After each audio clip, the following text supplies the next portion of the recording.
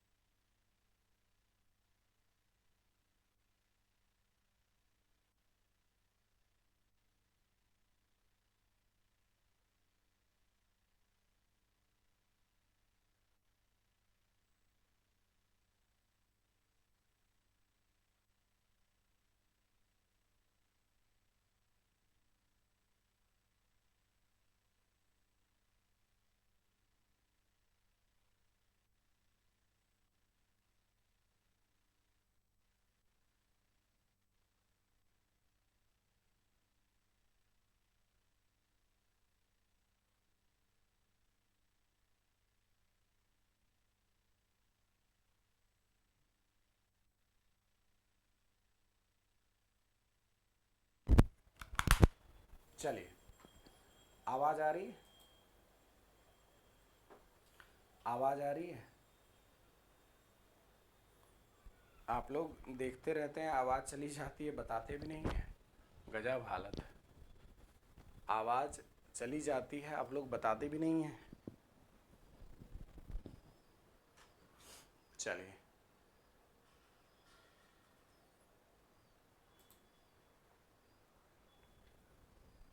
ठीक है बच्चा। चलिए, अगला प्रश्न है, कह रहा है सोडियम वाष्प लैंप प्रायः सड़क प्रकाश के लिए प्रयुक्त होता है क्योंकि यह सस्ते होते हैं, इनका प्रकाश एक वर्णी है और पानी की बूंदों से गुजरने पर विभक्त नहीं होती। यह आंखों के लिए शीतल है, यह चमकदार होती है। Sodium vapour lamps are often used for street lightning because they are cheap, their light is monochromatic and does not split when passing through water drops. It is cool for the eyes. It gives bright light. ठीक है, it gives bright lights. ठीक है बच्चा, ध्यान दीजिएगा। Simple प्रश्न है, आसान प्रश्न है, सभी साथी यहाँ पर देख के बताएंगे क्या कह रहा है। सोडियम वाष्प लैंप जो होता है, सोडियम वाष्प लैंप जो होता है, इनका जो प्रकाश होता है वो एक वर्णी होता है। Their light is monochromatic. ठीक है, पानी की बूंदों से गुजरने पर विभक्त नहीं होते। ठीक है, पानी की बूंदों से गुजरने पर यह विभक्त नहीं होते। तो इसका आंसर आपका क्या हो जाएगा? बी। इसका आंसर आपका क्या हो जाएगा? बी। 3 पिन बिजली के प्लग में सबसे लंबी पिन को जोड़ना चाहिए। 3 पिन बिजली के प्लग में सबसे लंबी पिन को जोड़ना चाहिए। आधार सिरे से, सजीवन सिरे से, उदासीन सिरे से, किसी भी सिरे से। सिंपल प्रश्न है, आसान प्रश्न है, सभी साथी देखिए, सभी साथी देखिएगा। 3 पिन बिजली के प्लग में सबसे लंबे पिन को जोड़ना चाहिए। जो 3 पिन होता है, 3 पिन जो बहुत चर्चा, आधार सिरे से, सजीव सिरे से, उदासीन सिरे से, किसी भी सिरे से। आप इस प्रश्न का मतलब समझ पा रहे हैं? आप इस प्रश्न का मतलब समझ पा रहे हैं? क्या कहना चाह रहा है ये, क्या कहना चाह रहा है ये प्रश्न? ठीक है, ध्यान से देखिए। आधार सिरे से जोड़ा जाता है ये। 3 पिन बिजली प्लग में सबसे लंबी पिन को जोड़ना चाहिए आधार सिरे से। ठीक है, आधार सिरे से। निम्नलिखित में विश्व में कौन सर्वाधिक पाया जाने वाला तत्व है? Hydrogen, oxygen, nitrogen, carbon. Which of the following is the most abundant element in the world? सबसे ज्यादा उपलब्ध, सबसे ज्यादा उपलब्ध पाया जाने वाला तत्व है, तो आप बताएंगे हाइड्रोजन सबसे ज्यादा पाया जाने वाला तत्व है। हाइड्रोजन जो है वो सबसे ज्यादा पाया जाने वाला तत्व है। सभी साथी एक बार सेशन को शेयर कर दीजिए यार, सभी साथी एक बार सेशन को शेयर कर दीजिए। आप लोग सेशन को शेयर नहीं करते यार। मुझे पता है लगातार उधर क्लास चल रही थी तो आप सभी आ रहे थे, अभी कुछ दिनों से ब्रेक चल रहा था। मैं काफ़ी अस्वस्थ हूँ, बीच बीच में जब जैसे ही स्वस्थ होता हूँ क्लास लेकर आ जाता हूँ। ठीक है, चलिए ध्यान दीजिएगा। इसका आंसर क्या है? Hydrogen. Which of the following is the most abundant element in the world? आप बताएंगे हाइड्रोजन। चलिए, अगला प्रश्न है, थर्मोस्टेट वह यंत्र है जो उष्णा उष्मा मापता है। क्या मापता है? उष्मा मापता है, या उष्णा, उष्मा आप कहिए, उष्णा नहीं, उष्मा मापता है। तापक्रम मापता है, या किसी निकाय के तापक्रम स्वनियंत्रित करता है, किसी निकाय का दाब स्वनियंत्रित करता है। सिंपल सा प्रश्न है, ध्यान से देखिएगा। ये जो कह रहा है, ये जो कह रहा है, ये किसी निकाय का तापक्रम स्वनियंत्रित करता है, जो self regulates the temperature of a body, self regulates temperature of a body. ध्यान देना, ध्यान देना। ठीक है, पॉलीथीन की थैलियों को नष्ट नहीं किया जा सकता क्योंकि वे बनी होती हैं न टूटने वाले अणुओं से, अकार्बनिक यौगिकों से, पॉलीमर से, प्रोटीन से। Polythene bags cannot be destroyed because they are made of from unbreakable molecules, from inorganic compounds, from polymer, from protein, ठीक है। तो इसका आंसर आपका जो होगा वो हो जाएगा आपके पॉलीमर, ठीक है। इसका जो आंसर होगा वो पॉलीमर। पॉलीथीन की थैलियों का नष्ट नहीं किया जा सकता क्योंकि वह बनी होती हैं। पॉलीमर जल्दी ख़त्म नहीं होता, पॉलीमर जल्दी ख़त्म नहीं होता, ये बात याद रखिएगा, ठीक है बच्चा। पॉलीमर जल्दी ख़त्म नहीं होता है। चलिए, निम्न में कौन सा कथन सही नहीं है? निम्न में कौन सा कथन सही नहीं है? एयर कंडीशन और एयर कूलर दोनों तापक्रम नियंत्रित करते हैं, दोनों तापक्रम नियंत्रित करते हैं। एयर कंडीशनर आर्द्रता नियंत्रित करता है परंतु एयर कूलर आर्द्रता नियंत्रित नहीं करता। दोनों वायु की गति नियंत्रित करते हैं। Which of the following statement is not correct? Both air conditioner and air cooler control temperature, both air conditioner and air cooler control humidity. Air conditioner controls humidity but air cooler does not control humidity. Both controls the speed of air. Simple प्रश्न है, ये भी आप जानते हैं। Air conditioner और air cooler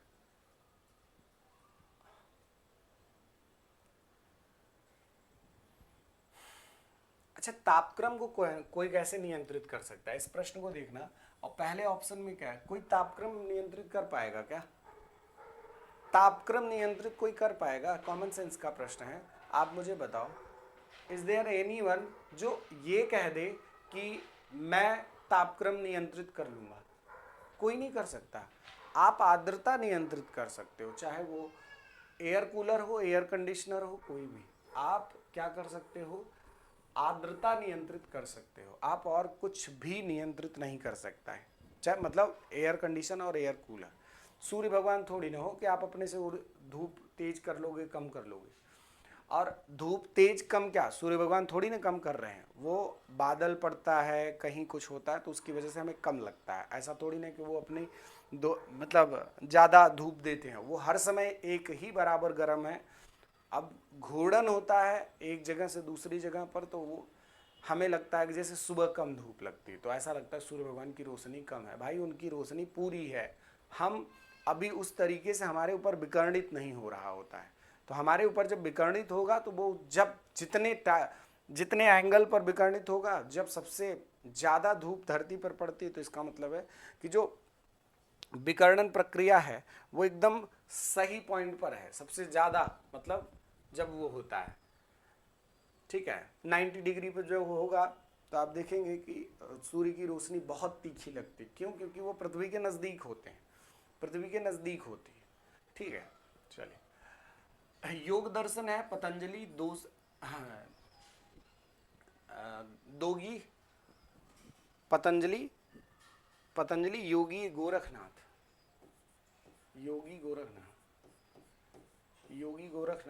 Swami Ramdev, Shankaracharya. अच्छा, एक बात बताओ, आपने नोटिस नहीं किया योग दर्शन हो, न्याय दर्शन हो, इससे रिलेटेड पेपर में हर बार एक प्रश्न बन जा रहा है, हर बार एक प्रश्न बन ही जा रहा है। तो आप बताएंगे इसका आंसर क्या हो जाएगा? इसका आंसर पतंजलि। योग दर्शन किससे संबंधित है? पतंजलि से, महर्षि पतंजलि से संबंधित है। प्रश्न ये बने कि योग दर्शन का जो मूल है, योग दर्शन का जो मूल है वो क्या है? योग सूत्र। इसका मूल योग सूत्र है, इसका मूल योग सूत्र है, ठीक है। इसका मूल योग सूत्र है। सभी साथी ध्यान दीजिएगा, योग सूत्र इसका मूल है, ठीक है बच्चा, ध्यान दीजिएगा। आगे बढ़े हम सभी साथी, आगे हम बढ़े। देखिए, एक प्रश्न बनता है कि गीता में योग किसको कहते हैं? गीता में योग किसको कहते हैं? तो आप बताएंगे समत्व को योग गीता में कहा जाता है। अगला प्रश्न है, आर्य शब्द का शाब्दिक अर्थ है श्रेष्ठ, विद्वान, पुरोहित, योद्धा। The literal meaning of the word Arya, ठीक है। चलिए बताइए, आर्य शब्द का जो शाब्दिक अर्थ है, जैसे हम कहते हैं ना आर्य हैं, हम सभी क्या हैं? ज्यादातर हम सभी क्या हैं? आर्य हैं। तो इस आर्य शब्द का अर्थ क्या होता है आप बताएंगे? श्रेष्ठ होता है। क्या होता है? श्रेष्ठ होता है। चलिए, सूर्य मंदिर स्थापित है पुरी में, खजुराहो में, कोणार्क में, गया में। आसान प्रश्न है भाई। सूर्य मंदिर कहां पर है आप बताएंगे? कोणार्क। विश्व प्रसिद्ध सूर्य मंदिर ये कोणार्क कहां पर है बच्चा? आपके उड़ीसा में। उड़ीसा में ये कोणार्क कहां पर है? उड़ीसा में। ठीक है बच्चा। आप जब पुरी जाएंगे तो पुरी से लगभग 32 किलोमीटर। पुरी में क्या है? पुरी में भगवान जगन्नाथ मंदिर है। भगवान जगन्नाथ मंदिर है, ठीक है। वहाँ से कितना डिस्टेंस है आप बताएंगे? कि लगभग 32 किलोमीटर। पुरी से 32 किलोमीटर दूर पड़ता है कोणार्क मंदिर। 32 किलोमीटर दूर पड़ता है। मगध के किस प्रारंभिक शासक ने राज्यारोहण के लिए अपने पिता की हत्या एवं स्वयं इसी कारणवश अपने पुत्र द्वारा मारा गया? बताइए। बड़ा आसान प्रश्न है ये, बहुत आसान प्रश्न है ये। कई बार पूछा जा चुका है ये प्रश्न, कई बार यह प्रश्न पूछा जा चुका है। अजातशत्रु। अजातशत्रु, ठीक है। अजातशत्रु माना जाता है कि बिंबिसार मगध साम्राज्य को स्थापित करने वाला वास्तविक संस्थापक था। बिंबिसार जो था मगध साम्राज्य को स्थापित करने वाला वास्तविक संस्थापक था। 52 वर्षों तक बिंबिसार ने शासक किया था। बौद्ध और जैन ग्रंथों के जो अनुसार देखा जाए। अच्छा, एक बात ये भी प्रश्न बनता है कि बिंबिसार की हत्या किसके माध्यम से पता चलता है कि उसके पुत्र ने की थी? तो आप बताएंगे बौद्ध और जैन धर्म के ग्रंथों के माध्यम से पता चलता है कि उसका पुत्र अजातशत्रु ने उसकी हत्या कर दी थी गद्दी पर बैठने के लिए। ठीक है, ध्यान दीजिएगा। अजातशत्रु ने अपने पिता बिंबिसार की हत्या की थी। अजातशत्रु का हत्या उदयन ने किया था। उदयन ने किया था। जैसे इसने अपने पिता की हत्या की थी वैसे ही इसके बेटे ने इसकी हत्या कर दी। अजातशत्रु मतलब गद्दी पर बैठने के लिए किसी की हत्या की और इसके बेटे ने इससे गद्दी छीन करके मतलब बैठने के लिए इसकी हत्या कर दी। सिंपल प्रश्न है। हर्ष के दरबार में वेन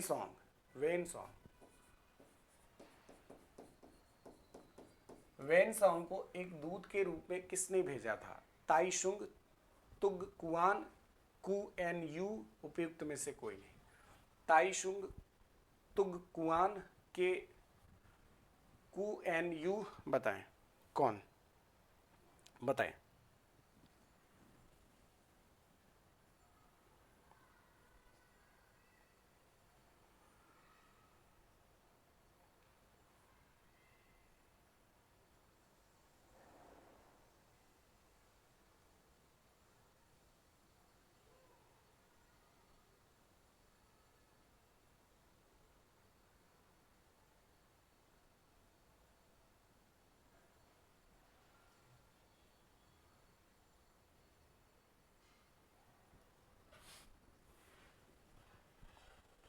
ये प्रश्न बताइएगा, इसमें ना थोड़ा सा लॉजिक लगा करके बताइएगा।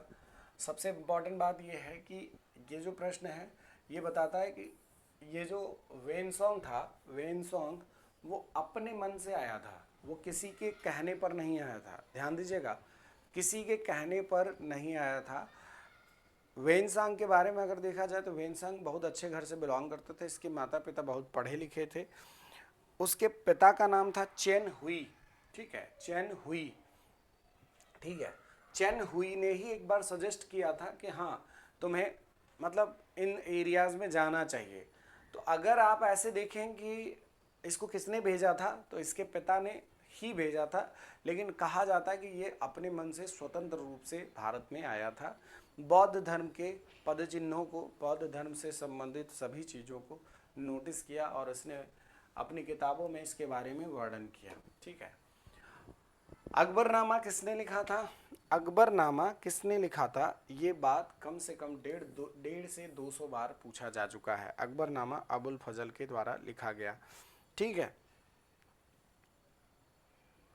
एक बात और प्रश्न बनता है कि अकबरनामा को कितने भागों में बांटा गया है।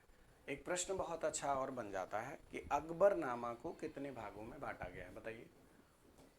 अकबरनामा को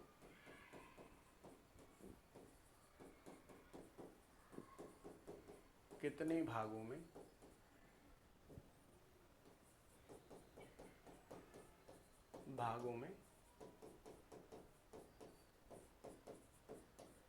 बांटा गया है। अकबरनामा को कितने भागों में बांटा गया है, ये प्रश्न है बहुत इंपॉर्टेंट। चलिए, तो 3 भागों में बांटा गया है। कितने? 3 भागों में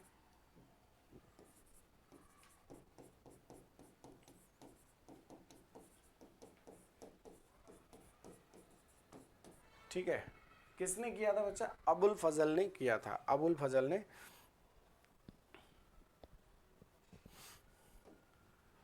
मनुस्मृति मुख्यतः संबंधित है समाज व्यवस्था से, कानून से, अर्थशास्त्र से, राज्य कार्य से। बहुत अच्छा प्रश्न है, ये भी बता दीजिए सभी साथी। मनुस्मृति किससे संबंधित है? कानून व्यवस्था से, कानून से यह संबंधित है। ठीक है बच्चा, कानून से संबंधित यह स्मृति है। निम्नलिखित घटनाओं को कालक्रमानुसार व्यवस्थित कीजिए और नीचे दिए गए कूट के अनुसार इसका कूट का प्रयोग करके इसको व्यवस्थित करें। देखिए, सबसे पहले इसमें आपका कौन सा घटना हुआ है? चंपारण आंदोलन। चंपारण आंदोलन की जब बात करें हम, तो आप सभी जानते हैं कि चंपारण आंदोलन आपका 1917 में हुआ था। 1917 में ही हुआ था। चंपारण आंदोलन आपका कब हुआ था? 1917 में हुआ था। उसके बाद अगर हम देखें साथी, तो आपका अमृतसर घटना बोले तो आप जानते हैं उसी को जलियांवाला बाग हत्याकांड कहते हैं ना। अमृतसर घटना को ही क्या कहते हैं? जलियांवाला बाग हत्याकांड। 13 अप्रैल 1919। किसको नहीं याद है इसका डेट? उसके बाद अगर हम देखें चौरी चौरा घटना जो है वो आपका 1922 में है। 1922 में चौरी चौरा घटना है। और मोपला विद्रोह की बात कर लें तो ये भी 1922 में है। ठीक है, मोपला विद्रोह आपका 1921 में है। 1921 में है। तो सबसे पहली घटना तो आपकी चंपारण है। सी से चालू होने वाला होगा, ये दोनों कट गया तो सी। उसके बाद आपका 1919, सी और ए, इसमें भी सी और ए है। ठीक है। उसके बाद आपका मोपला विद्रोह यानी D. C is right here. C क्या हो जाएगा? सही जवाब हो जाएगा। सी क्या हो जाएगा? सही जवाब हो जाएगा। आगे देखिए, ठीक है। महात्मा गांधी द्वारा चलाया गया प्रथम जन आंदोलन था। महात्मा गांधी द्वारा चलाया गया प्रथम जन आंदोलन, ठीक है। महात्मा गांधी द्वारा चलाया गया प्रथम जन आंदोलन: असहयोग आंदोलन, नमक आंदोलन, भारत छोड़ो आंदोलन, नील आंदोलन। The first one run by Gandhi ji was non cooperation movement, salt movement, quit India movement, blue movement. देखिए, चलिए हम आपसे कहें कि भाई पहला आंदोलन कौन सा था, तो आप बताएंगे महात्मा गांधी के द्वारा चलाया गया प्रथम आंदोलन असहयोग आंदोलन था। ठीक है, असहयोग आंदोलन सन 1920। अच्छा, एक प्रश्न ये बनता है कि भाई ये आंदोलन कब से चलाया गया था? तो आपको पता होना चाहिए कि जो 1920 में कलकत्ता अधिवेशन था, ध्यान दीजिएगा, 1920 में जो कलकत्ता अधिवेशन था, इस चीज को स्वीकार किया था किसने? लाला लाजपत राय। ठीक है, लाला लाजपत राय की अध्यक्षता में कांग्रेस कमेटी ने इस पर्टिकुलर असहयोग आंदोलन को एक्सेप्ट किया था। असहयोग आंदोलन को क्या किया था? एक्सेप्ट किया था। बाद में इस पर खूब कायदे से, ठीक है, खूब कायदे से इस पर आंदोलन किया गया। किसके प्रशासन काल में स्थायी बंदोबस्त प्रारंभ किया गया? किसके प्रशासन में स्थायी बंदोबस्त प्रारंभ किया गया? Warren Hastings, Lord Cornwallis, sir John Shore, Lord Wellesley. बताना जरा किसके शासनकाल में यह शुरू किया गया था? तो आप सभी जानते हैं स्थायी बंदोबस्त के लिए बहुत बार ये प्रश्न पूछा जा चुका है, लॉर्ड कार्नवालिस। अभी पिछले वाले पेपर में भी ये प्रश्न पूछा गया था। पिछले वाले प्रश्न में भी पेपर में ये प्रश्न हमने देखा था, लॉर्ड कार्नवालिस स्थायी बंदोबस्त। अखिल भारतीय मुस्लिम लीग की स्थापना किसने की थी? सर सैयद अहमद खान ने, सर मोहम्मद इकबाल ने, सर आगा खान ने, नवाब सलीमुल्लाह खान ने। अखिल भारतीय मुस्लिम लीग की स्थापना किसने की थी? सर सैयद अहमद खान ने, सर मोहम्मद इकबाल ने, सर आगा खान ने, नवाब सलीमुल्लाह खान ने। अच्छा, ध्यान दीजिएगा सभी साथी, ये बहुत इंपॉर्टेंट प्रश्न है। अखिल भारतीय मुस्लिम लीग की स्थापना सैयद अहमद खान, सर सैयद अहमद खान के माध्यम से साइमन कमीशन की जब नियुक्ति की गई थी उसी समय अखिल भारतीय मुस्लिम लीग की बात है ना, अखिल भारतीय मुस्लिम लीग की बात है। 1906 में 1906 में ये चीज़ देखने को मिली कि जो सलीमुल्लाह थे उनके नेतृत्व में अंग्रेज़ों ने अप्रत्यक्ष रूप से सहयोग किया था। बाद में मुसलमानों ने अपने लीग को स्थापित करने के लिए सर सैयद अहमद खान को क्या किया, लीड करवाया। अखिल भारतीय कांग्रेस की प्रथम महिला अध्यक्ष कौन थी? श्रीमती एनी बेसेंट, श्रीमती सरोजनी नायडू, नेली सेन गुप्ता, अरोड़ा आसफ अली। सभी साथी बताएं। आसान प्रश्न है ये। एनी बेसेंट कांग्रेस का जो 32वां अधिवेशन था जो 1917 में हुआ था, 32वां अधिवेशन जो अधिवेशन था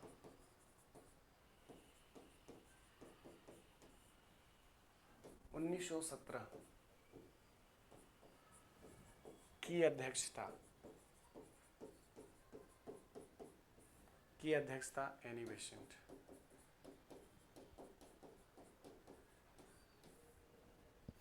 की अध्यक्षता एनी बेसेंट के द्वारा की गई। ठीक है, की अध्यक्षता एनी बेसेंट के द्वारा की गई। याद रखिएगा, किसके द्वारा? एनी बेसेंट के द्वारा की गई थी।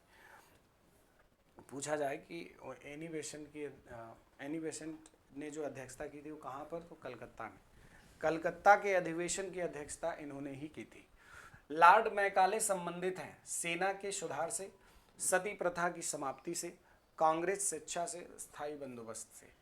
Lord Macaulay is related to by reforming the army, from the end of the practice of sati, from English education, by permanent settlement. सभी साथी बताएं किसके लिए जाने जाते हैं? तो आप बताएंगे अंग्रेजी शिक्षा के लिए। अंग्रेजी शिक्षा के लिए लॉर्ड मैकाले को जाना जाता है। ठीक है बच्चा। अगला प्रश्न है, सुभाष चंद्र बोस के त्यागपत्र देने के बाद किसे भारतीय राष्ट्रीय कांग्रेस का अध्यक्ष चुना गया? Abul Kalam Azad, Rajendra Prasad, Pattabhi Sitaramayya, Vallabh bhai Patel. Who was the elected the president of the Indian National Congress after the resignation of Subhash Chandra Bose? तो आप बताएंगे पट्टाभी सीतारमैया। पट्टाभी सीतारमैया तो साथ में कॉम्पिटिटर थे उस टाइम ना। ठीक है,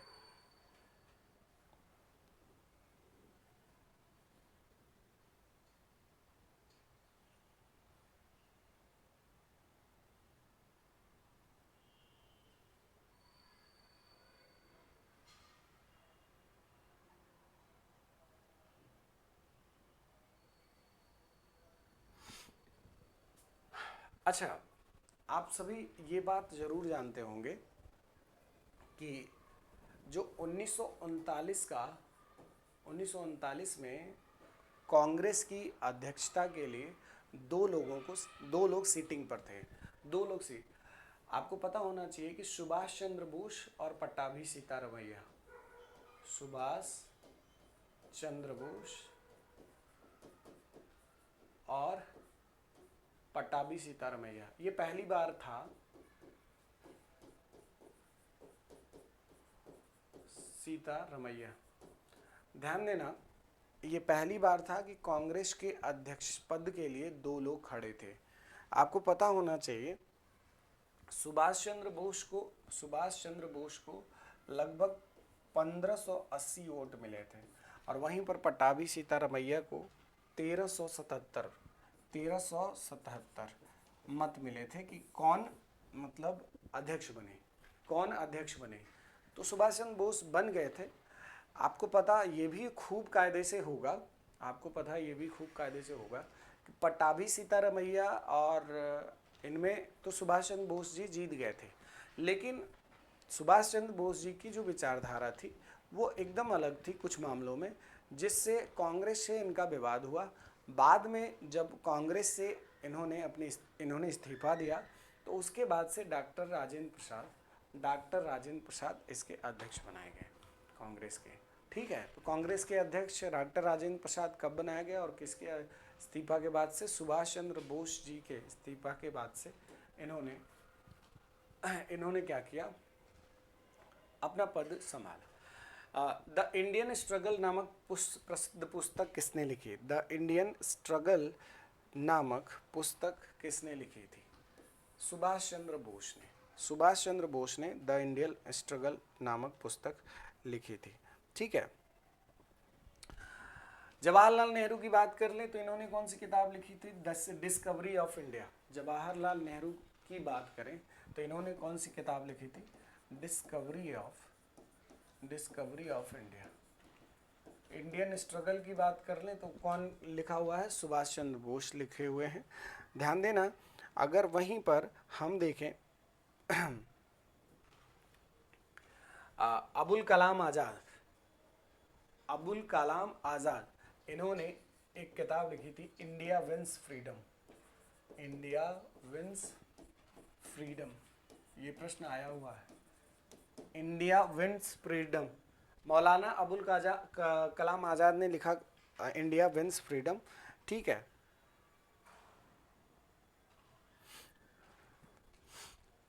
इन्होंने एक किताब और लिखी थी, कोई वसीरात ए आज़म करके कुछ किताब थी, इन्होंने ही लिखा था।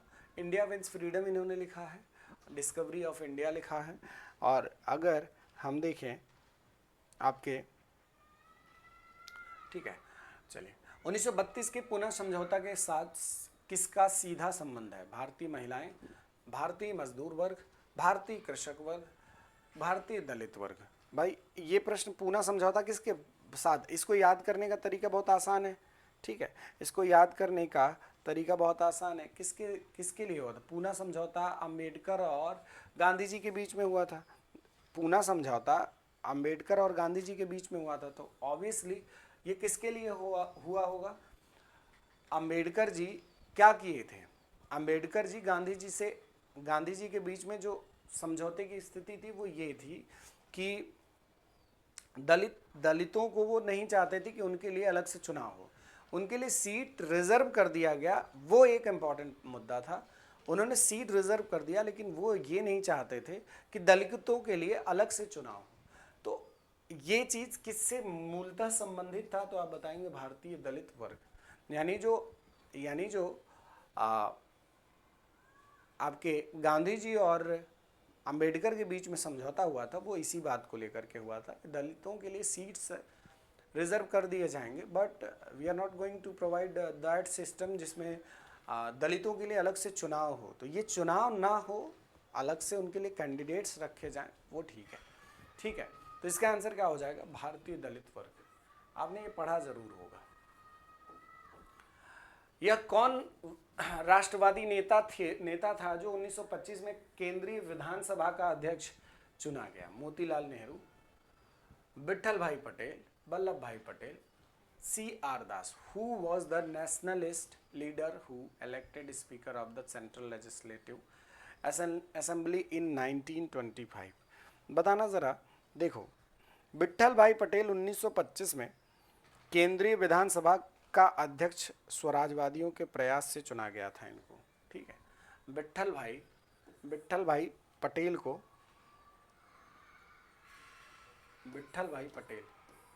चुना गया था। ठीक है। 14 जून 1947 को कांग्रेस के दिल्ली अधिवेशन में भारत के विभाजन का प्रस्ताव स्वीकृत हुआ। इस अधिवेशन के अध्यक्ष थे डॉक्टर राजेंद्र प्रसाद, आपके Sardar Vallabh bhai Patel, Acharya J B. Kripalani, Jawaharlal Nehru. Acharya J B. Kripalani is right answer. Acharya J B. Kripalani is right answer. क्या हो जाएगा? यह सही हो जाएगा। यहाँ भारत में एक क्रांति होने जा रही है और हमें जल्दी से चले जाना चाहिए। किसने कहा था? सर स्टैफोर्ड क्रिप्स ने, पैथिक लॉरेंस ने, लॉर्ड वेवल ने, ए.पी. अलेक्जेंडर ने। बताएं सभी साथी, देखिए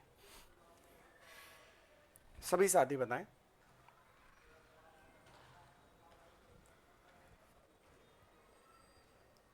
भारत में क्रांति, अच्छा ये लॉर्ड वेवल ने ये बोला था कि भारत में क्रांति होने जा रही है। ठीक है।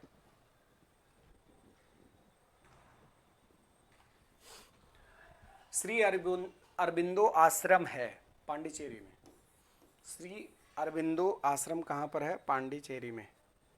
चलिए अगला प्रश्न है, वर्तमान समय में भारतीय संविधान के अंतर्गत संपत्ति का अधिकार है एक मौलिक अधिकार है, वैधानिक अधिकार है, नैतिक अधिकार है। आप सभी जानते हैं वैधानिक अधिकार। अनुच्छेद 300 के क में याद है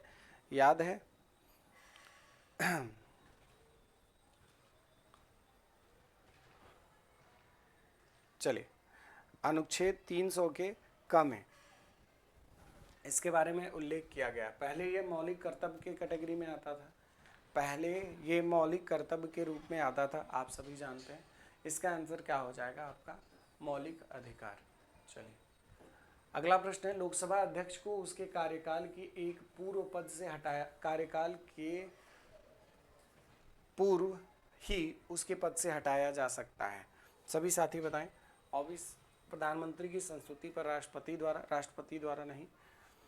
यदि लोकसभा इस आशय का प्रस्ताव पारित करे, ठीक है, यानी लोकसभा में उसके लिए बिल लाया जाए। यदि लोकसभा और प्रधानमंत्री इस प्रकार का निर्णय करें, नहीं।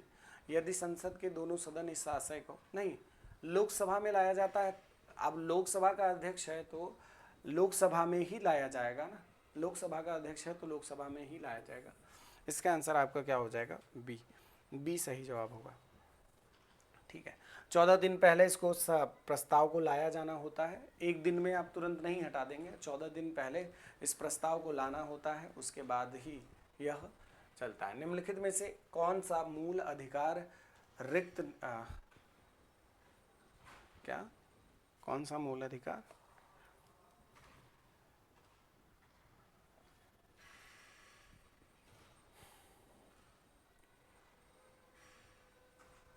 अच्छा विदेशी नागरिकों को होगा, ये विदेशी नागरिकों को नहीं प्राप्त है। कौन सा मूल अधिकार विदेशी नागरिकों को प्राप्त नहीं है?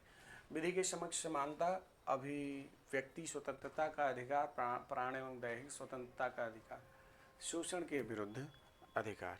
सबसे इंपॉर्टेंट बात कि इसमें से कौन सी चीज विदेशी नागरिकों, अभिव्यक्ति की स्वतंत्रता नहीं होती, अभिव्यक्ति की स्वतंत्रता नहीं होती। ठीक है, अभिव्यक्ति की स्वतंत्रता विदेशी नागरिकों को नहीं प्राप्त होता, ध्यान दीजिएगा। गरीबी उन्मूलन का नारा 5वीं पंचवर्षीय योजना, गरीबी उन्मूलन का नारा 5वीं पंचवर्षीय योजना के अंतर्गत भारत सरकार ने 14 बड़े व्यापारिक बैंकों का राष्ट्रीयकरण, देखो भारत में राष्ट्रीयकरण की बात जब भी करते हैं तो 4 टाइम आता है। 1949 आरबीआई का राष्ट्रीयकरण, 1955 एसबीआई का राष्ट्रीयकरण, एसबीआई का 1969 आपका 14 बड़े बैंकों का, 14 बड़े बैंक और 1980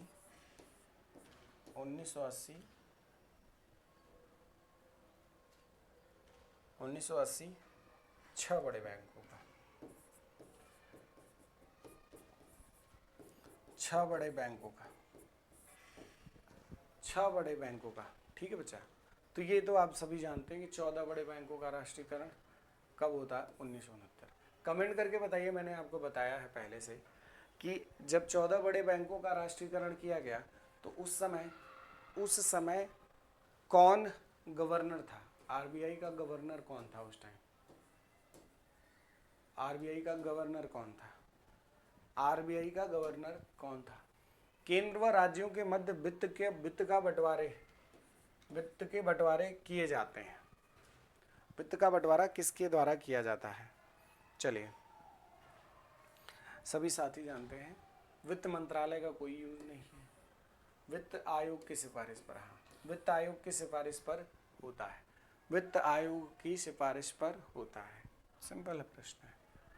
भारतीय रुपए की पूर्ण परिवर्तनीयता के प्रश्न का परीक्षण जिस समिति के द्वारा किया गया उस समिति का नाम है तारोपार समिति। ठीक है, तारोपार समिति। भारत की राष्ट्रीय आय का प्रथम मापन किया गया है, विलियम, कैसा टाइप किया है यार ये, विलियम डिगबई था, डिम्बई लिख दिया है, विलियम डिगबई द्वारा, दादा भाई नेहरूजी द्वारा, एमजी रानाडे द्वारा,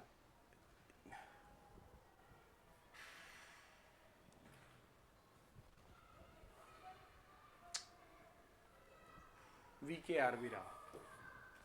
देखो प्रथम बार अगर देखा जाए तो प्रथम मापन आपके दादा भाई नेहरूजी के द्वारा किया गया है, और अगर प्रथम वैज्ञानिक तरीके से पूछा जाए तो डॉक्टर VKRV राव। प्रथम वैज्ञानिक तरीके से पूछा जाए तो आप बताएंगे डॉक्टर VKRV राव। प्रथम बार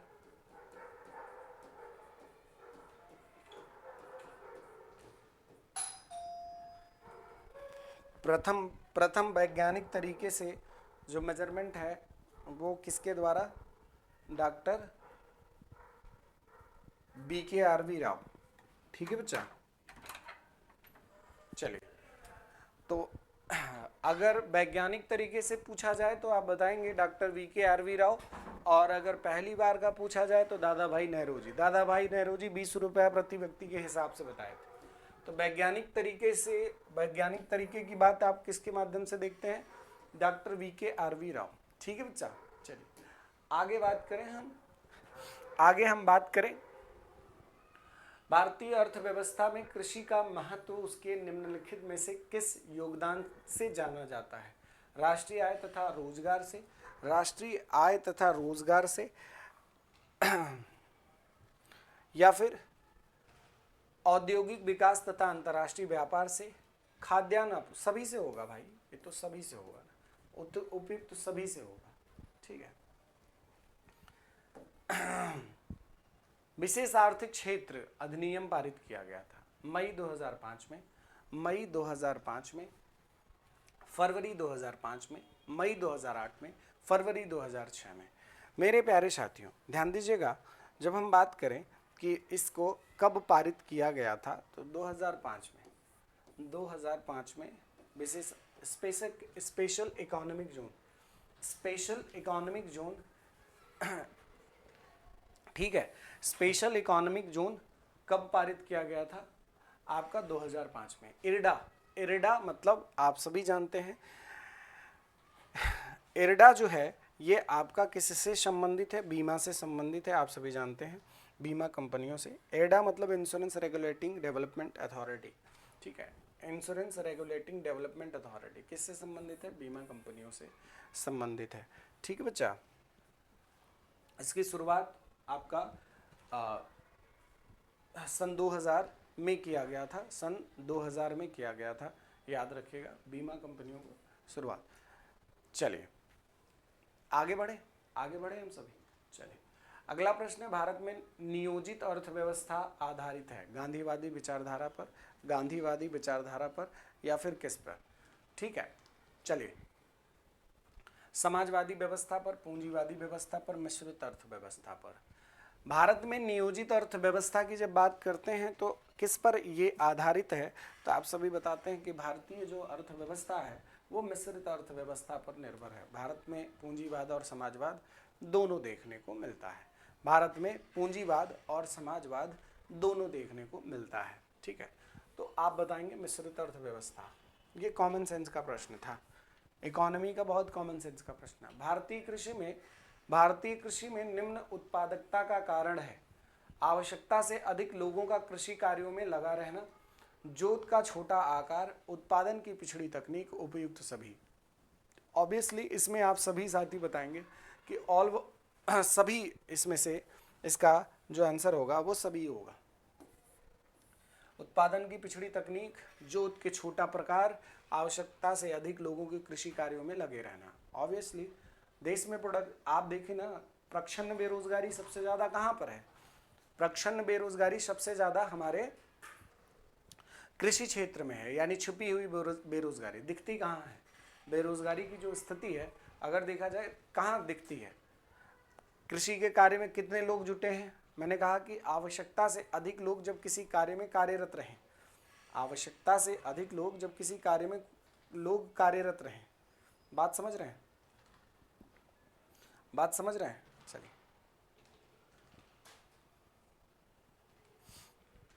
चलिए, तो इसका आंसर क्या हो जाएगा? उपयुक्त सभी। मक्के की खेती की जा सकती है, मक्के की खेती की जा सकती है खरीफ के फसल से, रबी के फसल से, जायद के फसल से, वर्ष भर। खरीफ के फसल से, जायद के फसल से या फिर किससे? ऑब्वियसली मक्का जो मुख्यतः देखा जाए खरीफ का फसल होता है। ठीक है, अच्छा, मक्के को मोटे अनाज में रखा जाता है, मक्के को मोटे अनाज की कैटेगरी में रखा जाता है, याद रखिएगा, मक्के को मोटे अनाज की कैटेगरी में रखा जाता है।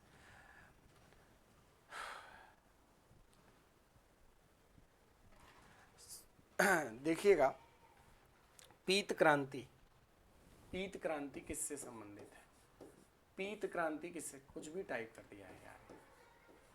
पीत क्रांति किससे संबंधित है? तो आप बताएंगे तिलहन से, तिलहन से। अच्छा, मैं आपसे कुछ क्रांतियों के बारे में बता दूं। जब क्रांति के बारे में बात की जाती है तो याद रखिएगा, हरित क्रांति, हरित क्रांति किससे संबंधित है? आप बताएंगे कृषि विकास के बढ़ावा देने से संबंधित है, कृषि विकास को बढ़ावा देने से संबंधित है। ठीक है, वहीं पर हम आगे बात करें आपकी पीली क्रांति, पीली क्रांति या पीत क्रांति, पीली क्रांति या पीत क्रांति, तो आप बताएंगे तिलहन के उत्पादन के से संबंधित है। ठीक है, तिलहन के उत्पादन से संबंधित है, तिलहन के उत्पादन से संबंधित है।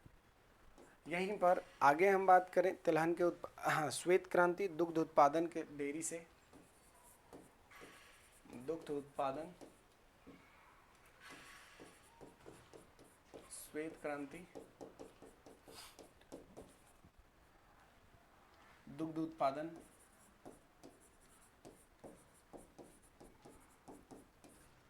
दुग्ध उत्पादन, श्वेत क्रांति किससे? दुग्ध उत्पादन से। नीली क्रांति मत्स्य पालन,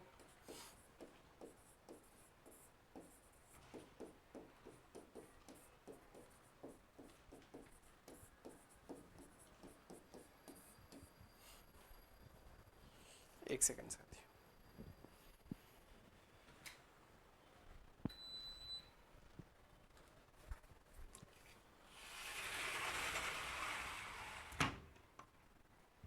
चलिए, नीली क्रांति मत्स्य पालन से। साथ ही साथ आगे हम बात करें गुलाबी क्रांति झींगा उत्पादन, गुलाबी क्रांति झींगा उत्पादन,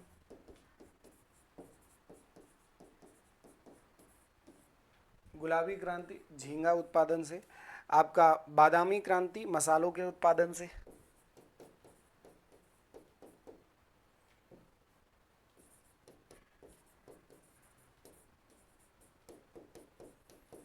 मसालों के उत्पादन से,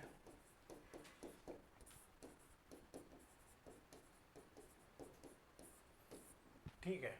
बादामी क्रांति किससे? मसालों के उत्पादन से। वहीं पर आपसे मैं पूछूं कि बताइए काली क्रांति किससे संबंधित है? काली क्रांति, चलिए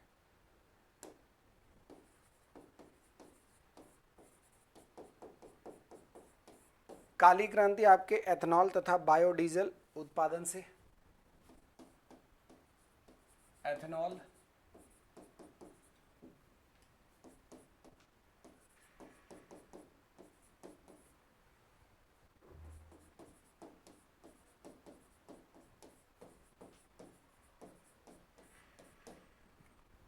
एथेनॉल और बायोडीजल क्रांति से, ठीक है। और भूरी क्रांति, भूरी क्रांति आप जानते हैं ऊन के उत्पादन से संबंधित है, ऊन के उत्पादन से, किससे? ऊन के उत्पादन से भूरी क्रांति संबंधित है। और सभी साथी ध्यान दीजिएगा, संचार क्रांति,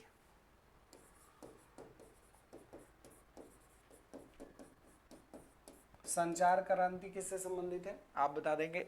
संचार जो भी सूचना प्रौद्योगिकी, सूचना प्रौद्योगिकी,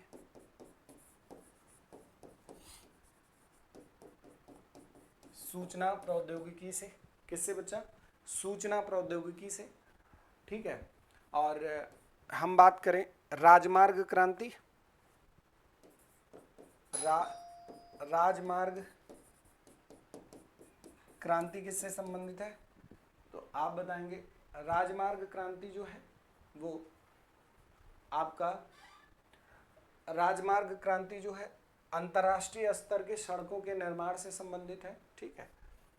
अंतर्राष्ट्रीय स्तर के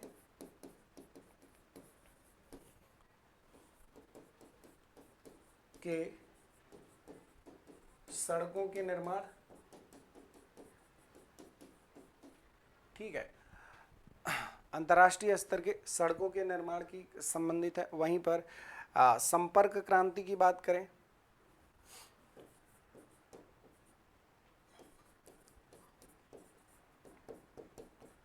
संपर्क क्रांति जो है विभिन्न स्थानों को, व्यावसायिक स्थानों को एक साथ संपर्क करने से संबंधित, संपर्क स्थापित करने से संबंधित है। आप जानते होंगे एक ट्रेन चलती है संपर्क क्रांति एक्सप्रेस, ठीक है, उसी से संबंधित, आप व्यावसायिक स्थानों को जोड़ने से संबंधित वह ट्रेन है, ठीक है। तो ये कुछ क्रांति हैं जो पूछे जाते हैं पेपर में, कुछ क्रांति हैं जो पूछे जाते हैं हमारे पेपर में, इनको आप सभी याद रखेंगे। चलिए अगला प्रश्न है महाधान सुपर राइस, महाधान किससे संबंधित है? जीएस खुश से, जीएस खुश से संबंधित है। महाधान जीएस खुश से संबंधित है। आम के बीज रहित प्रजाति है रत्ना, बॉम्बे ग्रीन, कृष्णा भोग, सिंधु। आम का बीज रहित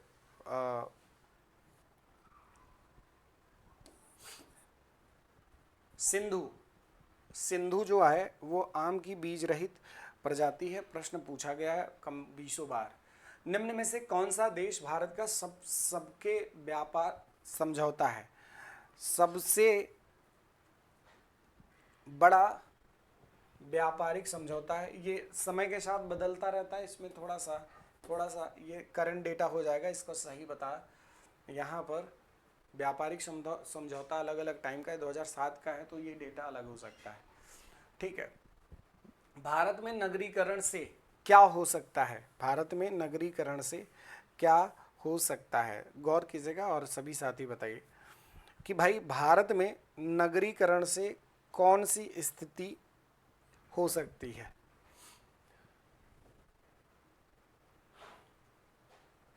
अच्छा, भारत में नगरीकरण से क्या स्थिति आपको लगता है, क्या स्थिति लगता है कि हो सकती है? जन्म दर और मृत्यु दर दोनों घटी है, केवल जन्म दर घटी है, मृत्यु दर नहीं। मृत्यु दर घटी है कि नहीं है? निश्चित रूप से घटी है। शिक्षा बढ़ता है, नगरीकरण बढ़ता है, व्यवस्थाएं बढ़ती हैं, तो मृत्यु दर तो कम ही हो जाएगी। जैसे मान लीजिए अगर किसी जगह पर हॉस्पिटल नहीं है, अगर किसी जगह पर हॉस्पिटल नहीं है, वहाँ पर किसी को बेबी हो, बच्चा हो और कोई कॉम्प्लिकेशन हो, तो ऐसी स्थिति में हॉस्पिटल न होने की वजह से बच्चे की डेथ हो सकती है, माँ की डेथ हो सकती है, तो उसमें मृत्यु दर बढ़ता है। अगर नगरीकरण होगा, चीज़ें होंगी, तो आसानी से उस चीज़ को टैकल किया जा सकेगा।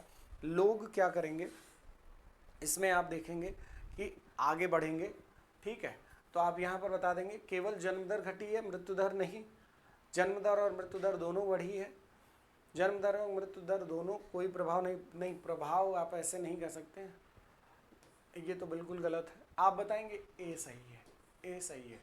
Birth rate and death rate have developed. भारतीय राज्यों में सर्वाधिक जनजातीय जनसंख्या है। सर्वाधिक जनजातीय संख्या किस राज्य में है? ध्यान दीजिएगा आप सभी, मध्य प्रदेश और छत्तीसगढ़। मध्य प्रदेश और छत्तीसगढ़ में ये चीज़ देखने को मिलती है। मध्य प्रदेश और छत्तीसगढ़ में ये चीज़ देखने को मिलती है। किसी जल क्षेत्र में BOD की अधिकता संकेत देती है कि उसका जल खनिज प्राप्त कर रहा है, गैस प्राप्त कर रहा है, सीवेज से प्रदूषित हो रहा है, एट्रोफिक है। In any water area BOD indicates it's water. BOD किस बात का इंडिकेशन है? सबसे इंपॉर्टेंट बात है, सीवेज से प्रदूषित हो रहा है। ठीक है, यह क्या हो रहा है? प्रदूषित हो रहा है, कुल मिलाकर के आप ऐसे कह सकते हैं। धूल प्रदूषण रोकने के लिए उपयुक्त वृक्ष है। धूल प्रदूषण रोकने के लिए सबसे उपयुक्त वृक्ष है सीता, अशोक, महुआ, पॉपुलर, नीम। धूल प्रदूषक को रोकने के लिए सबसे बेहतरीन सीता, अशोक। मानवीय जनसंख्या के श्रेष्ठतर जीवन यापन के लिए निम्न में से कौन सा कदम सर्वाधिक महत्वपूर्ण है? वन रोपण, खनन के कार्य पर रोक, वन्य जंतुओं का संरक्षण, प्राकृतिक संसाधनों के प्रयोग को कम करना। क्या? For better survival of human population which of the following steps is most important? Afforestation, ban on mining work, protection of wild animals, reducing the use of natural resources. ठीक है, ध्यान दीजिएगा, बहुत इंपॉर्टेंट बात है। प्राकृतिक संसाधनों, एक सेकेंड, श्रेष्ठतर उपाय किस चीज का? मानवीय जनसंख्या के श्रेष्ठतर जीवन यापन के लिए। अच्छा एक बात बताओ, खनन कार्य पर रोक लगा दोगे, खनन कार्य पर रोक लगा दोगे तो उत्पादन के कार्य रुक नहीं जाएंगे? उत्पादन के कार्य रुक नहीं जाएंगे बच्चा, आप कहोगे 100% रुक जाएंगे। वन्य जंतुओं का संरक्षण घटा दोगे, वन्य जंतुओं का अगर संरक्षण कर दोगे, ठीक है, चलो ये इससे तो होगा, लेकिन ये पूछ रहा है श्रेष्ठतर जीवन यापन, मतलब इसमें से बेस्ट आंसर कौन सा है? इससे होगा तो थोड़ी सी ठीक तो हो जाएगी जीवन।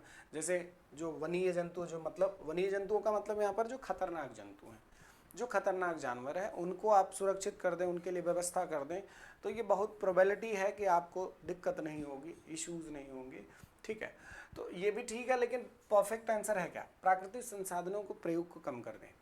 प्राकृतिक संसाधनों, आप पानी पीना बंद कर देंगे, आप पानी पीना बंद कर देंगे, आप सांस लेना बंद कर देंगे? नहीं करेंगे। तो बेस्ट आंसर इज वन रोपण। आप अगर वन रोपण करते हैं ना, तो जो भी पॉल्यूशन, जो भी चीज़ें होती हैं, बहुत ज़्यादा एब्जॉर्बेशन इसके माध्यम से हो जाता है। जितना बढ़िया पेड़ पौधा उतनी बढ़िया बारिश, जितना बढ़िया मतलब बारिश उतना बढ़िया खेती, जितनी बढ़िया खेती उतनी बढ़िया उत्पादकता, उत्पादकता अच्छी तो देश में समृद्धि अच्छी, बहुत सारी चीज़ें एक साथ। आप बताएंगे ए इज राइट, ए क्या हो जाएगा सही जवाब। पोर्ट ब्लेयर के समीप प्रसिद्ध प्लेयर प्रवाल भित्ति मृत हो रही है। चलिए, पोर्ट ब्लेयर के समीप प्रसिद्ध ब्लेयर प्रवाल भित्ति मृत हो रही, क्यों? क्यों मृत्यु हो रही है? ध्यान ध्यान दीजिए।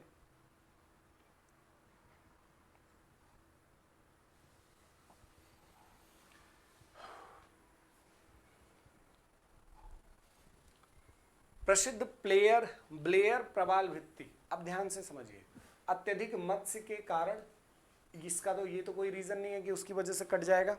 कट सकता है, बहुत छोटा रीजन हो सकता है, थोड़ा बहुत कट, बहुत बड़ी मछलियां रहें तो भित्तियां कट सकती हैं, लेकिन ऐसा होगा नहीं, क्योंकि वो देखो, आदमी कहता है प्रकृति अपनी चीज़ों को अपने से संभालने आता है। जैसे अगर आप इस बात को लेकर के कभी कभी हम लोग चिंतित होते हैं कि प्लास्टिक जो है वो कब जल्दी, जैसे पॉलीमर्स जल्दी समाप्त नहीं होते, तो जब पॉलीमर्स समाप्त नहीं होते तो उसके लिए हमें क्या बेहतर ऑप्शन ढूंढना चाहिए?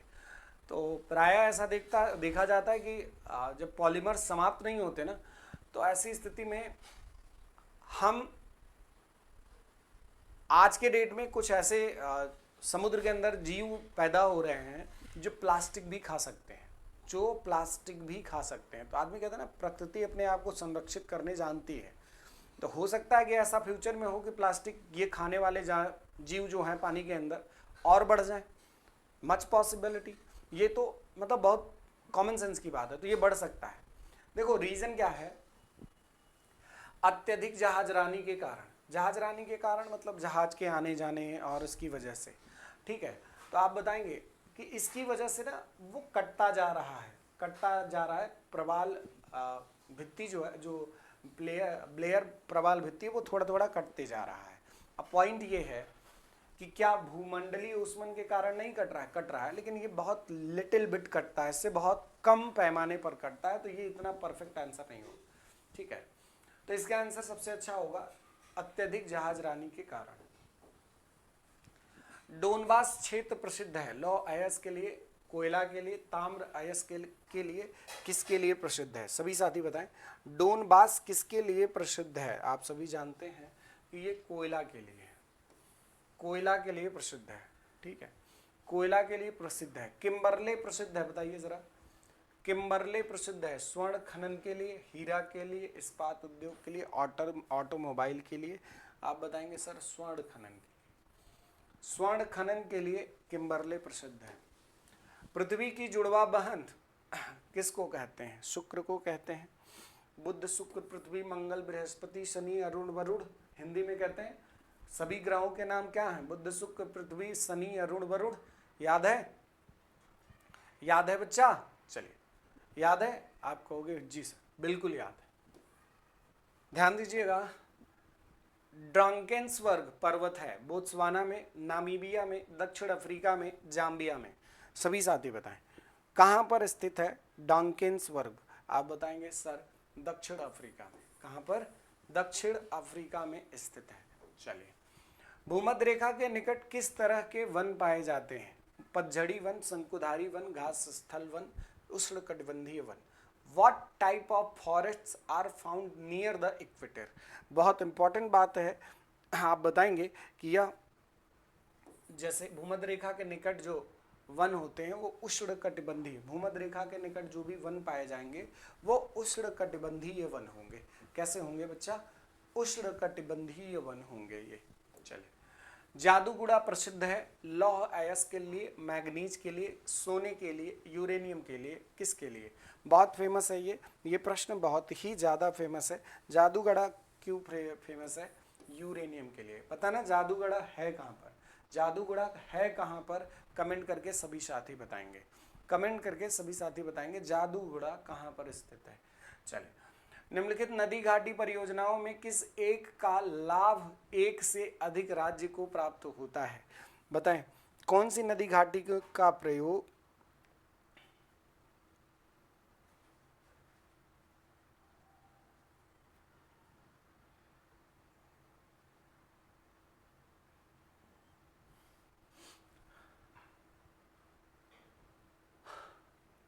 क्या प्रश्न कह रहा है? नदी घाटी परियोजना में किस एक का लाभ एक से अधिक राज्य को प्राप्त हो? एक से अधिक राज्यों के लिए ना, तो ये तो चंबल घाटी परियोजना है। चंबल घाटी परियोजना के बारे में बता दूं, उत्तर प्रदेश, मध्य प्रदेश और राजस्थान का ये संयुक्त वो है। ठीक है, ठीक है। ये उत्तर प्रदेश, मध्य प्रदेश और राजस्थान, तीनों का क्या है, संयुक्त संयुक्त प्रयास है, तीनों का संयुक्त प्रयास है। ठीक है बच्चा।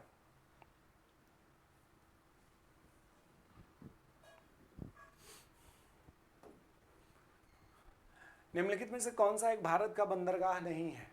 कौन सा इसमें से भारत का बंदरगाह नहीं है? कांडला केरला, चेन्नई, पारादीप मुंबई, चेन्नई, पारादीप मुंबई, पारादीप उड़ीसा, मुंबई। बताना जरा, ये इसमें बड़ा अच्छा प्रश्न है ये, सभी साथी बताएं, इसका सभी साथी जवाब दें। आपको पता है चेन्नई कोई बंदरगाह नहीं है, ठीक है।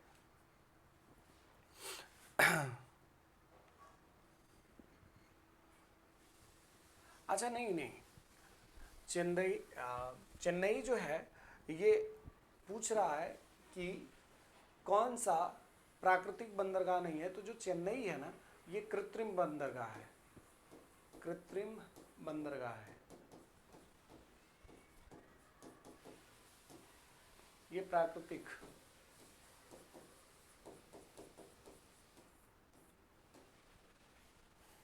प्राकृतिक बंदरगाह है। ठीक है, ये प्राकृतिक बंदरगाह नहीं है। कांडला है, पारादीप, मुंबई, सब क्या है, प्राकृतिक बंदरगाह। नर्मदा एवं ताप्ती नदियों के मध्य स्थित है। नर्मदा एवं ताप्ती नदियों के मध्य स्थित है। विंध्य पर्वत, सतपुड़ा श्रेणी। ये तो बहुत आसान प्रश्न है भाई, जल्दी बता दो।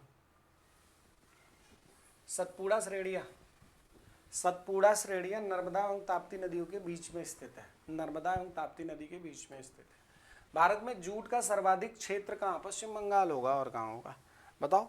भारत में जूट का सर्वाधिक जो क्षेत्रफल है पश्चिम बंगाल के अंदर, क्योंकि बांग्लादेश में सबसे ज़्यादा होता है तो उसके नज़दीक पश्चिम बंगाल ही है यहाँ पर ऑप्शन में। ऑब्वियसली आप बताओगे इसका आंसर क्या हो जाएगा? पश्चिम बंगाल सर। ठीक है। उत्तर भारत में उत्तर भारत में उप हिमालय क्षेत्र के सहारे फैले समतल मैदान को कहा जाता है।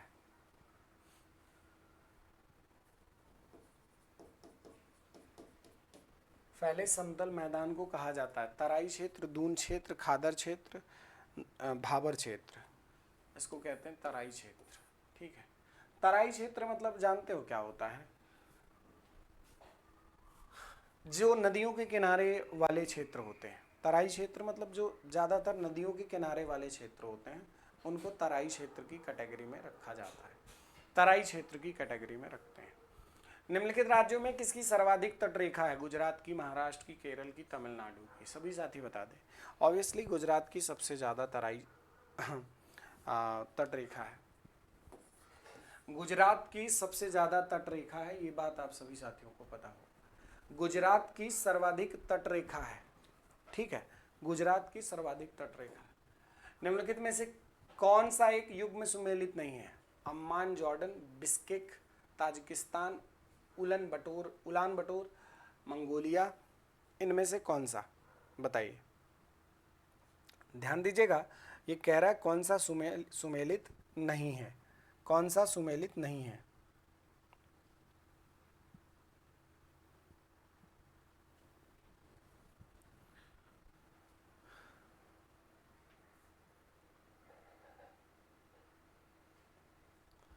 बिस्केक ना, बिस्केक किर्गिस्तान की राजधानी है, किर्गिस्तान की राजधानी है। बिस्केक जो है ये किर्गिस्तान की राजधानी है, ये गलत है, ताजिकिस्तान की नहीं है। ठीक है बच्चा।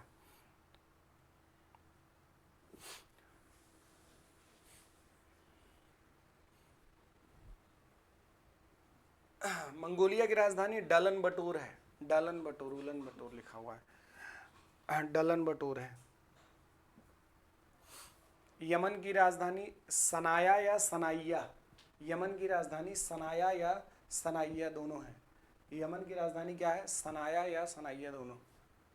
सिलवासा राजधानी है दमन एवं दीव की, दादर एवं नगर हवेली की, लक्षद्वीप की, अरुणाचल प्रदेश की, किसकी है बताना जरा? सिलवासा किसकी राजधानी है? भाई इतना आसान पेपर कहीं आता है क्या? 2007 का पेपर देख रहे हो आप लोग, ये 2007 का पेपर है। ऐसा पेपर आ जाए तो आप लोग तो धुआं कर देंगे, ऐसा पेपर आ जाए तो आप सभी तो धुआं कर देंगे एकदम से। महर्षि वाल्मीकि आश्रम स्थापित है। उत्तर प्रदेश स्पेशल से संबंधित कुछ तथ्य हैं, सभी साथी ध्यान देंगे। उत्तर प्रदेश स्पेशल से संबंधित कुछ तथ्य हैं, बताइए। महर्षि वाल्मीकि आश्रम स्थापित है कहाँ पर? बिठूर में। कहाँ पर बच्चे? बिठूर में है। बिठूर जिला कानपुर में ये स्थित है। ठीक है, पूछा जाए कि बिठूर कानपुर से कितना दूर पर है तो बताएंगे 24 किलोमीटर दूर है बिठूर आश्रम। कानपुर शहर से 24 किलोमीटर दूर है बिठूर आश्रम। ठीक है बच्चा, आगे बढ़े। चरकुला प्रमुख लोक नृत्य है, भाई बता चुका हूँ, 20 बार बता चुका हूँ। ब्रजभूमि क्षेत्र की यह मुख्य नृत्य है। ठीक है, इसमें क्या होता है ना, चरकुला पे ऐसे सिर पर घड़ा रख करके और बैलगाड़ी पर यह नृत्य होता है। ठीक है, ध्यान दीजिएगा। ब्रज क्षेत्र में रथ या बैलगाड़ी के पहिए पर कई सारे घड़े रख करके यह नृत्य किया जाता है, तो ये ब्रज भूमि पर है। ठीक है, उत्तर प्रदेश में परमाणु ऊर्जा स्थापित है। मथुरा में, सिंगरौली में, नरौरा में। कहाँ पर है? बुंदेलखंड नरौरा में। बुंदेलखंड कह रहे हैं, बुलंदशहर नरौरा में। ठीक है, हिंडाल्को कहाँ पर है? रॉबर्ट्सगंज। एक मिनट, रॉबर्ट्सगंज रेणुकूट दोनों ही सोनभद्र में है ना, तो थोड़ा सा यहाँ पर जल्दबाजी नहीं, सभी साथी बता दें कहाँ पर है हिंडाल्को। कहाँ पर है सभी साथी? किस जगह पर हिंडाल्को है बताएंगे आप? रेणुकूट। देखो रॉबर्ट्सगंज तो मुख्यालय है ना, रॉबर्ट्सगंज सोनभद्र का मुख्यालय है। ठीक है, रॉबर्ट्सगंज जो है वो सोनभद्र का मुख्यालय है। इसका आंसर क्या हो जाएगा? रेणुकूट हो जाएगा। ठीक है, इसके बारे में हमने प्रॉपर एक्सप्लेनेशन दी है पहले भी।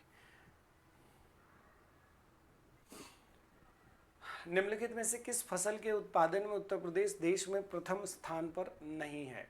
गेहूं में तो है, जौ, गन्ना, चावल। गन्ने में तो है, जौ में भी है। चावल में कौन है? पश्चिम बंगाल है। चावल में कौन है बच्चा? पश्चिम बंगाल है। ठीक है, गेहूं, जौ, गन्ना, इन सब में कौन आगे है? हमारा उत्तर प्रदेश आगे है। ठीक है, अर्जुन बांध नहर से उत्तर प्रदेश को लाभान्वित जिला है। अर्जुन बांध नहर से उत्तर प्रदेश का जो लाभान्वित जिला है वो एटा है, इटावा है, गोरखपुर है, हमीरपुर है। ठीक है, गोरखपुर है, हमीरपुर है। इनमें से अर्जुन बांध से जो लाभान्वित जिला है किससे संबंधित है बताना?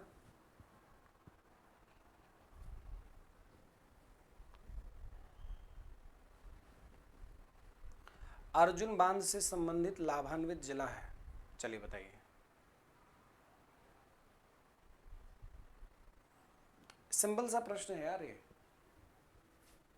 मुझे याद नहीं आ रहा, शायद हमीरपुर है। एटा नहीं है, इटावा भी नहीं है तो इधर ही, गोरखपुर तो पूर्वांचल पड़ जाता है। डी, अर्जुन बांध आपके हमीरपुर से संबंधित है। कहाँ पर? हमीरपुर से संबंधित है।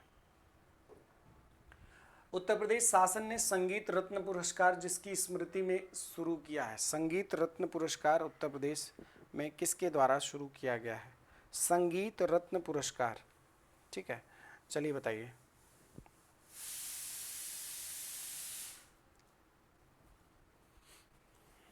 संगीत रत्न पुरस्कार किसके याद में शुरू किया गया है? सभी साथी यहाँ पर सभी साथी कमेंट करके बताएं कि भाई संगीत रत्न उस्ताद बिस्मिल्लाह खान। ठीक है बच्चा, ध्यान दीजिएगा, उस्ताद बिस्मिल्लाह खान के याद में ये शुरू किया गया है। उस्ताद बिस्मिल्लाह खान के याद में ये शुरू किया गया है।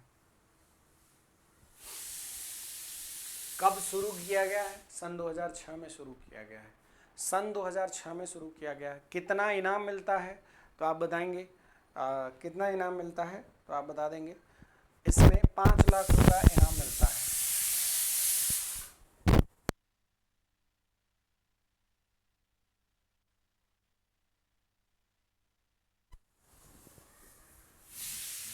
ठीक है, चलो। उत्तर प्रदेश उद्योग बंधु योजना का उद्देश्य है उत्तर प्रदेश में उत्पादित वस्तुओं के उत्तर प्रदेश में निर्यात को प्रोत्साहित करना।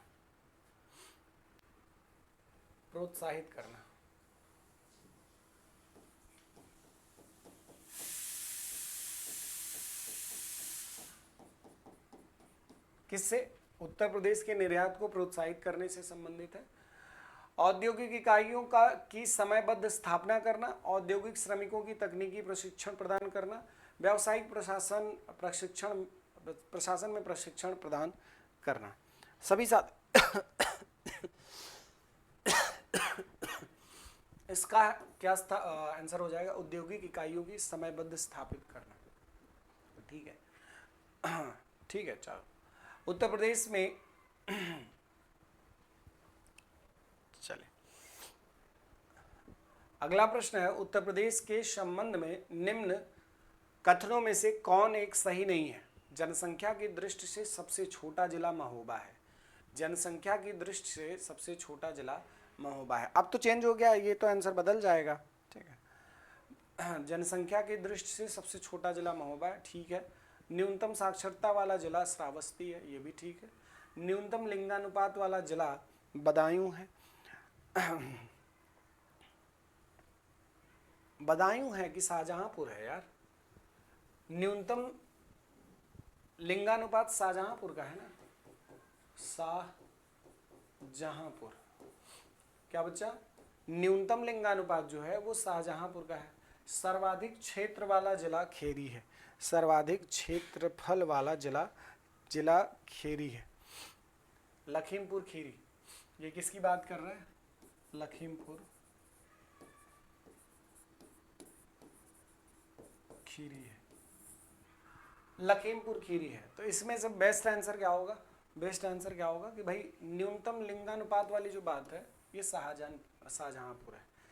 सबसे ज्यादा लिंगानुपात कहाँ है? कमेंट करके बताइए। देखो, लिंगानुपात से रिलेटेड पेपर में प्रश्न आने ही आने हैं। आप कितनी भी सोच लें, कितना भी सोच लें, लिंगानुपात से रिलेटेड पेपर में प्रश्न आना तय है किसी भी कीमत पर।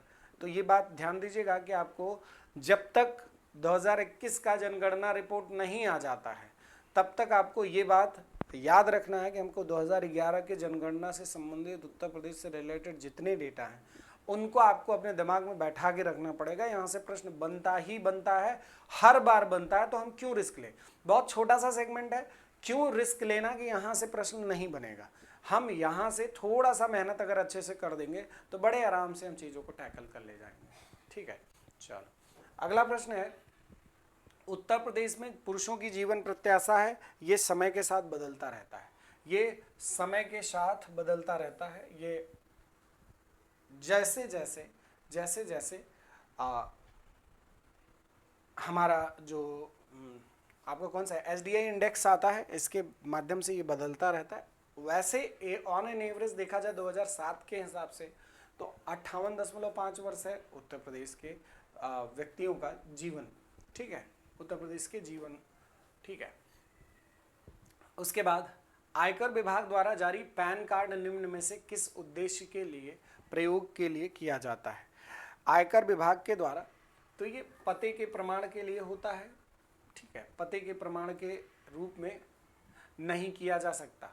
इसका प्रयोग पते के प्रमाण के रूप में नहीं किया जा सकता। पहचान का प्रमाण होता है, पंजीकृत करदाता का प्रमाण होता है, जन्म तिथि का प्रमाण होता है। ठीक है, तो ये पॉइंट्स होते हैं, लेकिन ये एड्रेस प्रूफ के रूप में नहीं देखा जा सकता। इसको आप एड्रेस प्रूफ के रूप में नहीं देख सकते हैं। ठीक है। केंद्रीय कर्मचारियों के वेतन पुनरीक्षण हेतु सिर्फ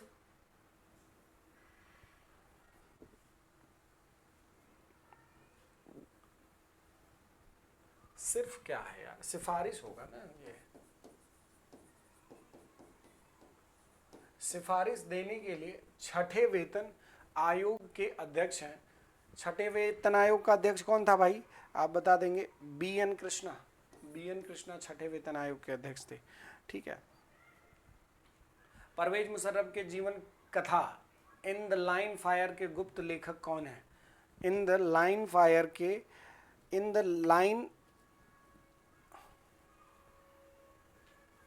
लाइन ऑफ फायर होगा यार, बहुत गलत टाइपिंग है। के लेखक, गुप्त लेखक क्या होता है? गुप्त लेखक है तो गुप्त का कुछ भी टाइप कर दिया लड़के ने, ठीक है। कौन है?